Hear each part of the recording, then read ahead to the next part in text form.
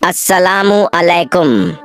दोस्तों, आज हम आपको एक इबरतनाक वाक़या सुनाएंगे कि एक औरत मरने के बाद उस पर अल्लाह का अजाब क्यों आया। तो आइए सुनते हैं। एक मर्तबा हजरत अली अपने घर तशरीफ ले गए और फातिमा जहरा से बताया। फातिमा 3 दिन से नबी पाक सल्लल्लाहु अलैहि वसल्लम पर अजीब कैफियत तारी है। अल्लाह के रसूल सल्लल्लाहु अलैहि वसल्लम नमाज पढ़ने के लिए मस्जिद में तशरीफ लाते हैं और फौरन वापस चले जाते हैं। किसी से गुफ्तगू नहीं करते, घर जाकर भी मुसल्ले के ऊपर रहते हैं, वहाँ भी किसी से गुफ्तगू नहीं फरमाते और मुसलसल रोते जा रहे हैं। आप उनकी लाडली बेटी हैं, लिहाजा आप जाकर उनसे पूछें। नबी पाक सल्लल्लाहु अलैहि वसल्लम की ये कैफियत सुनकर फातिमा जहरा फौरन नबी पाक सल्लल्लाहु अलैहि वसल्लम के पास गईं।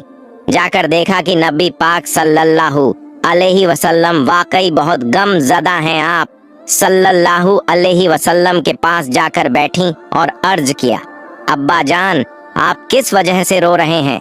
नबी पाक सल्लल्लाहु अलैहि वसल्लम ने इरशाद फरमाया, फातिमा, मुझे ख्याल आ रहा है कि जब मैंने मेराज की रात जहन्नम को देखा तो उसमें कुछ औरतों को अजाब पाते देखा।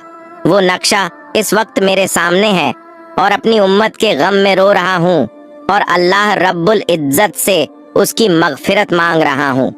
हजरत फातिमा जहरा ने पूछा, ए अल्लाह के नबी सल्लल्लाहु अलैहि वसल्लम, आपने जहन्नम में क्या देखा।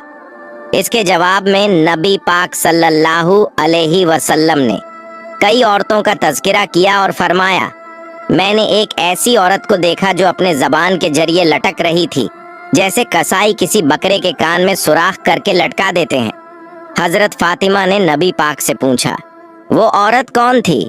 नबी पाक ने फरमाया, ये वो औरत थी जो दूसरों की गीबत करती थी, अपनी ज़बान से दूसरों को तकलीफ पहुंचाती थी, अपनी ज़ुबान को गलत इस्तेमाल करती थी, इसलिए अल्लाह ताला ने उसको जहन्नम की आग में डाल दिया।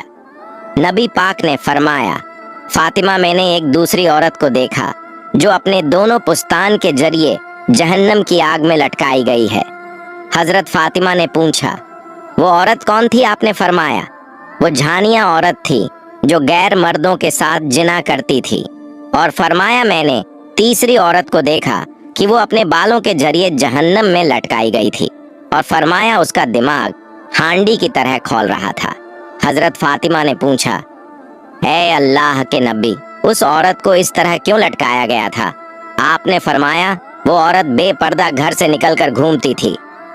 तो दोस्तों, इसलिए हम और आपको चाहिए हर वक्त अपने रब के सामने माफ़ी मांगते रहना चाहिए।